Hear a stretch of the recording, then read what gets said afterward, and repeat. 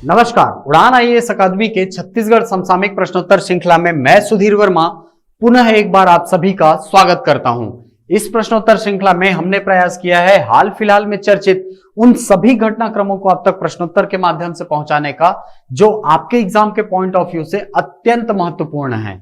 चलिए, तो आज की प्रश्नोत्तर श्रृंखला में हमारा पहला प्रश्न है, डॉक्टर खूबचंद बघेल योजना के अंतर्गत कितने हितग्राही लाभान्वित हो चुके हैं? How many beneficiaries have been benefited under the doctor Khubchand Baghel Yojana. देखिए, बहुत फैक्चुअल चीज है, आपको पता होना चाहिए कि डॉक्टर खूबचंद बघेल योजना कब प्रारंभ की गई है। ये योजना प्रारंभ की गई है 1 जनवरी 2020 से। ठीक है, इसको याद रखिएगा कि 1 जनवरी 2020 से ये जो योजना है इसको प्रारंभ किया गया है। ठीक, और इस योजना के अंतर्गत लाभान्वितों की बात करें, ठीक है, तो कौन लाभान्वित होते हैं? आपका एपीएल कार्डधारी और बीपीएल कार्डधारी दोनों इसमें शामिल होते हैं। ठीक, तो एपीएल कार्डधारियों को 50,000 तक की स्वास्थ्य सहायता राशि प्रदान की जाती है, वहीं बीपीएल कार्डधारियों को 5 लाख तक की सहायता राशि प्रदान करने का प्रावधान डॉक्टर खूबचंद बघेल योजना के अंतर्गत किया गया है। तो वापस आते हैं प्रश्न में, जिसमें पूछ रहा है आपको को अभी तक कितने लोग लाभान्वित हो चुके हैं। ठीक, तो याद रखेंगे 2,71,000 यानी 2.71 लाख जो हितग्राही हैं वो इस योजना से लाभान्वित हो चुके हैं। ठीक, इनको याद रखिएगा। चलिए, हमारा अगला प्रश्न है, इनमें से कौन सी योजना स्वास्थ्य से संबंधित नहीं है?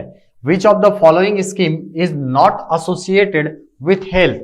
आपके पास ऑप्शन में है सबला योजना, हाट बाजार क्लिनिक योजना, रोशनी कार्यक्रम, मुख्यमंत्री विशेष स्वास्थ्य सहायता योजना। तो इनमें से देखिए, ये जो रोशनी कार्यक्रम है इसका संबंध किससे है? रोजगार से है। ठीक है, जो आदिवासी क्षेत्र है वहां पर के लोगों को रोजगार देने की योजना कौन सा है? रोशनी कार्यक्रम। ठीक है, तो रोशनी कार्यक्रम के द्वारा लोगों को रोजगार प्रदान किया जाता है और इसके अंतर्गत छत्तीसगढ़ के कुल 8 जिले शामिल है भाई, इसको भी याद रखिए। 7 हमारे बस्तर जिले के और 1 है हमारा बलरामपुर, है ना। 7 + 1 8 हो गए। ठीक, तो याद रखिएगा रोशनी योजना का संबंध जो है स्वास्थ्य से नहीं है। बाकी सबला योजना का संबंध भी है स्वास्थ्य से, हाट बाजार क्लिनिक का भी है और मुख्यमंत्री विशेष स्वास्थ्य सहायता योजना का भी संबंध स्वास्थ्य से है। ठीक, चलिए, हमारा अगला प्रश्न है, मल्टी स्किल सेंटर कहां स्थापित किया जाएगा? Where the multi skill centre will be established? आपके पास ऑप्शन में कोंडागांव, बीजापुर, बस्तर या दंतेवाड़ा। तो याद रखिए, सबसे पहली बात तो ये कि ये जो मल्टी स्किल सेंटर है यहां पर बहुत सारे स्ट्रीम्स में पढ़ाई की जाएगी, यानी कि उसमें इलेक्ट्रिशियन का भी कोर्स होगा, वहां कारपेंट्री का भी कोर्स होगा, वहां पर काष्ठ कला भी सिखाई जाएगी। तो बहुत सारे स्किल्स जो है वहां पर सिखाए जाएंगे। ठीक, और ये आपका स्थापित किया जाना है कहां? दंतेवाड़ा में। ठीक, तो दंतेवाड़ा में स्थापित होगा कौन? Multi skill centre.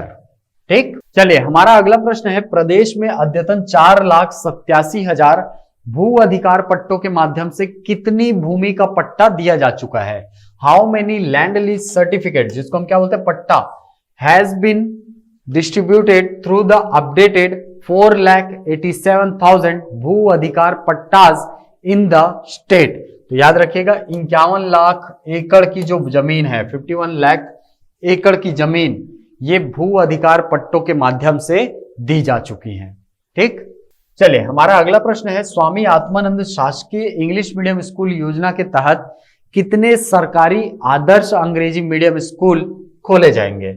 How many government model English medium school will be open under the Swami Atmanand government English medium school scheme? बहुत बार बता चुका हूं आपको कि ये जो स्वामी आत्मानंद शासकीय इंग्लिश मीडियम स्कूल योजना है वो क्या है।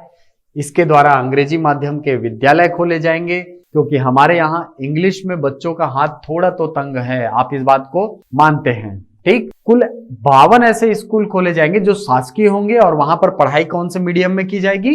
अंग्रेजी माध्यम में कराई जाएगी, इंग्लिश मीडियम में कराई जाएगी। ठीक, चलिए, हमारा अगला प्रश्न है, इंटरनेट सुविधा विहीन स्थानों में ब्लूटूथ के माध्यम से शिक्षण सामग्री प्रदान करने की योजना कौन सी है? The scheme to provide study material through Bluetooth in the internet less location कौन सा है भाई? आपको बताया था मैंने, बुल्टू के बोल। ठीक है, बुल्टू के बोल जो है वो काफी प्रचलित हुआ है अभी जो दंतेवाड़ा वाला क्षेत्र है, यानी कि जो बस्तर संभाग है वहां पर।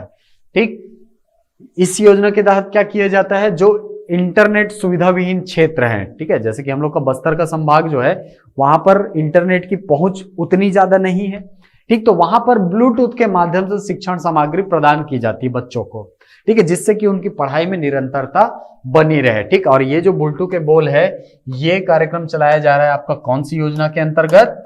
पढ़ई तुहर दुआर, ये याद रखिएगा, इस योजना के अंतर्गत बुलटू के बोल का संचालन किया जा रहा है, ठीक। चलिए हमारा अगला प्रश्न है, लघु धान्य प्रसंस्करण इकाई की स्थापना की जाएगी। The small scale processing unit will be established इन, कहां की जाएगी भाई?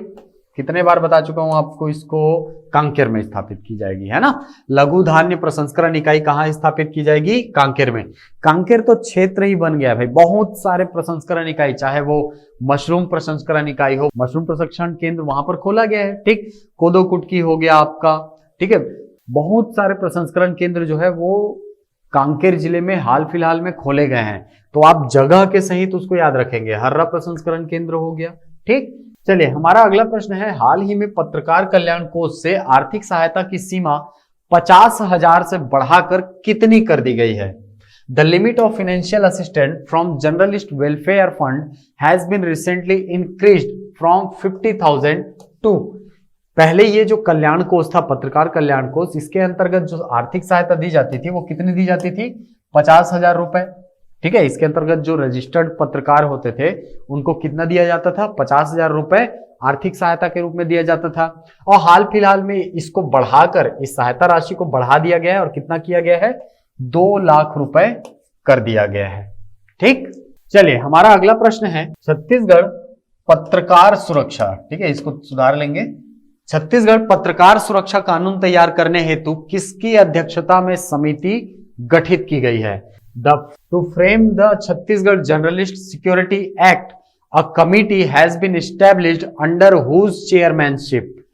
आपके पास ऑप्शन में न्यायमूर्ति श्री दीपक कुमार, न्यायमूर्ति श्री आफ्ताब आलम, न्यायमूर्ति श्री राम चौहान या न्यायमूर्ति श्रीमती वीणा पाठक। तो आपको बता दें कि छत्तीसगढ़ पत्रकार सुरक्षा कानून तैयार करने की बात कह रहा है। छत्तीसगढ़ सरकार ने पत्रकार सुरक्षा कानून तैयार करने के लिए एक समिति भी गठित कर ली है, और आपको प्रश्न पूछ रहे हैं कि इस समिति का अध्यक्ष कौन है, तो इस समिति के अध्यक्ष कौन है? न्यायमूर्ति श्री आफ्ताब आलम जी, ठीक, याद रखिएगा इसको।